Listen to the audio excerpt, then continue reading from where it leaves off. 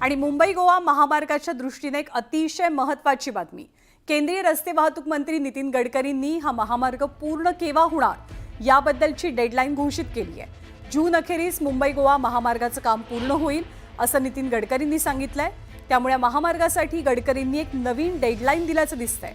दादर इथल्या अमर हिंद मंडळाच्या 78व्या वसंत व्याख्यानमालेत केंद्रीय मंत्री नितीन गडकरी बोलत होते आणि तेव्हा अर्थातच त्यांना मुंबई गोवा महामार्गाबद्दलचा प्रश्न विचारला असता त्यांनी नवी डेडलाईन घोषित केली आहे।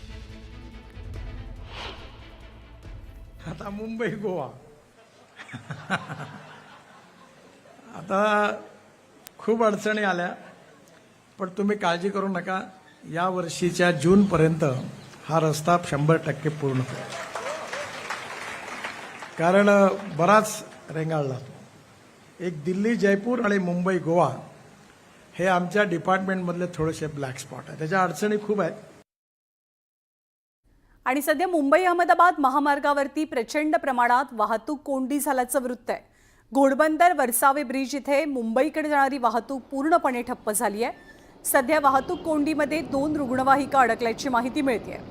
फाउंटन हॉटेल ते काशीमीरा रोडवरती गेल्या 1.5 तासांपासून वाहतूक कोंडीमुळे वाहन चालक अक्षरशः हैराण झालेत।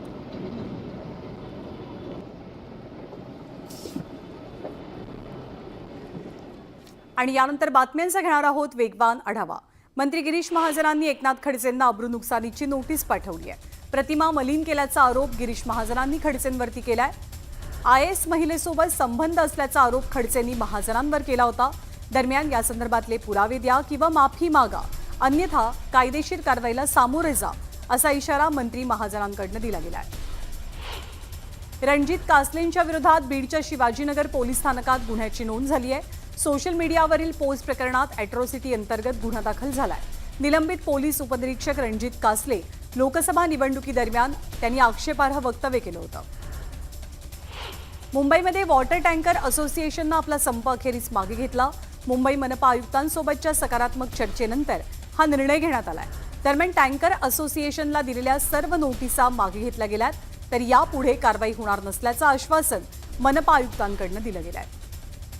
भांडूपमधील कुख्यात गुंडानं केलेल्या गुन्ह्यांची कलमं लिहिलेला केक कापून वाढदिवस साजरा केल्याचं समोर आलं।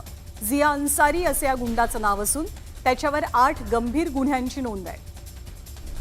अभिनेता सलमान खानला पुन्हा एकदा धमकी मिळाली आहे। मुंबईच्या वरळी इथल्या वाहतूक विभागाच्या व्हॉट्सअप क्रमांकावरती ही धमकी आलेली आहे।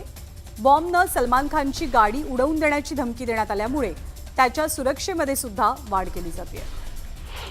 बीड जिल्हा रुग्णालयातनं एक धक्कादायक बातमी पुढे आली आहे। सलग दुसऱ्या दिवशी प्रसूतीनंतर एका महिलेचा मृत्यू झालाय। सिझेरियन प्रसूती झाल्यावरती महिलेवरती ICU मध्ये उपचार सुरू होते।